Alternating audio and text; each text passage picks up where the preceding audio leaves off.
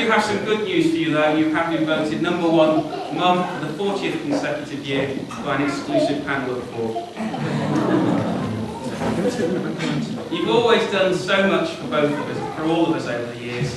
Always been there for your children and grandchildren, day or night, no matter where or what. You fed us, you carried us, you taught us right from wrong, and Dad, you brought me up as a Manchester City fan. Thanks, Mum, for everything. Dad, my Hebrew name is Abraham ben Shimon Pesach, Anthony, son of Simon Peter. It's more than a name, it's the very essence of who I am and who I'm very proud to be. You're both great parents at the head of a very special family who still believe that I can do no wrong. That should be a naive but very special family. Now, some people are happy to settle for one Jewish mother. As my best friend said, I think, I've always had 3. You sneeze on the phone to Joanne, and with 5 minutes I can guarantee Mum will be ringing. Rosina's just called, don't worry, the ambulance will be there in 5 minutes. Well, today, with the addition of Hillary, I now have 4 Jewish mothers. Oh, lucky you. Yes, and you all wonder why I'm looking so nervous. Mum and Dad, most of us shuffle across the stage of life. You've truly danced, and you've done so with a trowel in your hand.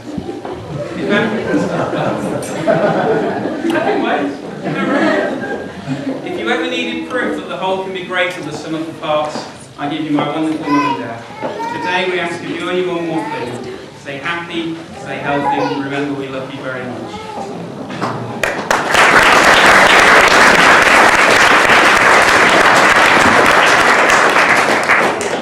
Today, Mum and Dad, a lifetime's work comes to fruition. A new Mrs. Newgrosh. The final piece of the jigsaw falls into place. And we all know the last piece is often the most intricate, the most difficult to get your hands on, and can occasionally be found down the back of the sofa.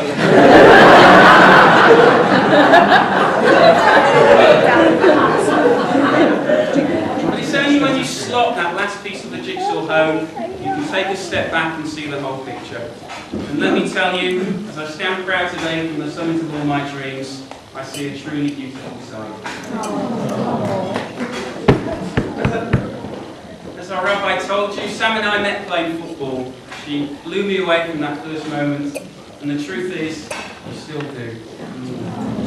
A girl who plays football and loves the same basic food group, ketchup of course. It's a perfect match. I've known Sam for 4 years, and I have to admit, I still have absolutely no idea what she's going to do next. And the truth is, I love it. She's a bundle of energy and fun, a look of such innocence combined with a wicked sense of humour. You look fantastic today. Thank you for making me so happy.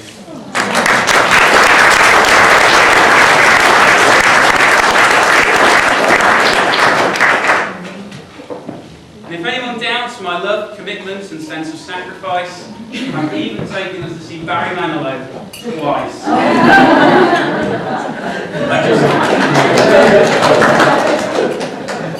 I'd just like to point out I will never ever admit to that in public again. And Henry, please edit that bit out. Sam and I had the most fantastic time travelling around the world together. We won't bore you with all the details again, but there truly is nothing this planet can throw at Sam that she can't go with. She's a real trooper and I'm very proud of her. In particular, she's worked so hard for today. She's done everything from designing the invitations to setting up our own website. It's not been without the odd little trauma, and I won't share the story of the 3 wedding dresses again, but I'm sure you'll all agree it's been well worth the effort. Now I know what you're thinking.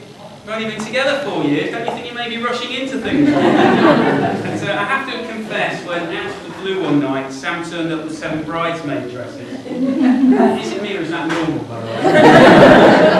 After me, it was at that point of time I felt quietly confident the time could be right to pop the question. There is one person I'm most thankful at this stage. Rachel was both for organising that fateful football game. I suspect we'll never make a striker out of you. You make a wonderful shooter. Thank you. And Sam's family have assembled from the 4 corners of the globe to be with us today. which finally disproves my theory they were one visa short of a full passport. But seriously, it is lovely to have you all here today. Thank you for making me feel so welcome in your own inimitable way. Hilary, you have a great family. We hope you'll all come and visit again soon. Maybe one at a time next time. Please come and all visit again soon. It's been lovely to have you. Please go.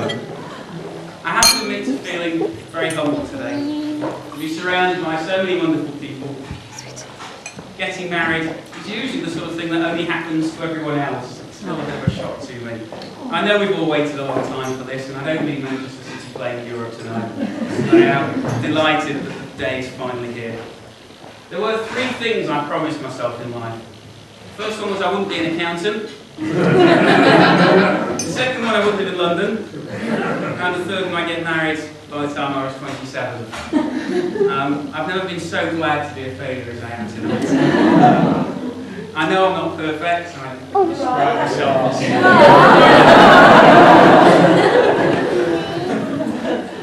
I've been described as having the fashion sense of a colourblind orangutan who stumbled into Judith Chong's own wardrobe. And there are many men who positively look forward to middle-age spread. So thank you for being here. I'm sure marriage will bring out the best of us. And as has already been said tonight, marriage, I think, is a bit like football. It's a game of 2 halves. It's all about playing to your strengths. So you do the shopping, I'll do the tidying. I think we'll be fine. Today, though, is just a start for us. I can't wait to relax and cuddle up in front of the fire together. But enough about Pudding and George. We've been married 2 hours now. And I can get quite used to this, I have to admit. I know there'll be tougher times, no doubt. You never know what this world will throw you. And I only ever said I'd take you to Hendon and back. But I promise I'll always be there for you, in the words of that great poet and philosopher Bruce Springsteen. I'll love you with all the madness in my soul. And let me assure all of you, we'll try not to turn into a boring married couple you've never seen, no matter how many kids or cats we end up with. There are so many people to thank. Rabbi Kleinman, ably assisted by my old friend Andy Silverman, led us in a beautiful service we'll treasure forever. I've known you both for a long time. You've been wonderfully hospitable and good friends.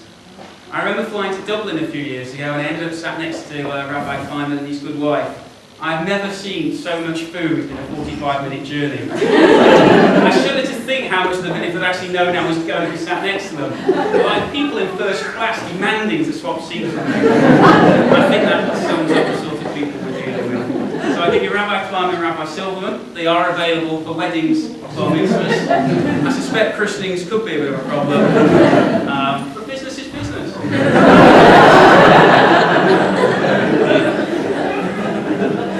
I'd also like to thank my ushers, Johnny Bloom, Natalie Gordon, Sam's brother Roy, for all their hard work, and my best men, my former friends. Very, how should we say this, very widely read Mr. Jonathan Bagel. Let you think about that one. And the very easily led Mr. Richard. Thank you both for your kind words. But seriously, thank you for all our hard work today. And at the stag do, as some of you may know, we went camping. You've never seen anything so pathetic as a bunch of Jewish boys trying to put a tent up. They just put them on the ground and stood there in utter bewilderment. You can probably tell by the pupper today, but they just finally gave up when they couldn't find an entry in the tent erectors in the yellow pages. Thank you, Shimon, for saving us all. It was a fantastic stag do though. We must have downed about 8 pints each. You may mock, but that's a lot of Diet Coke, let me tell you. We do have some little gifts for our best men, just as a small token of our appreciation. Sam, if you could do the honours. Not a bouquet. I don't have to kiss them, do I?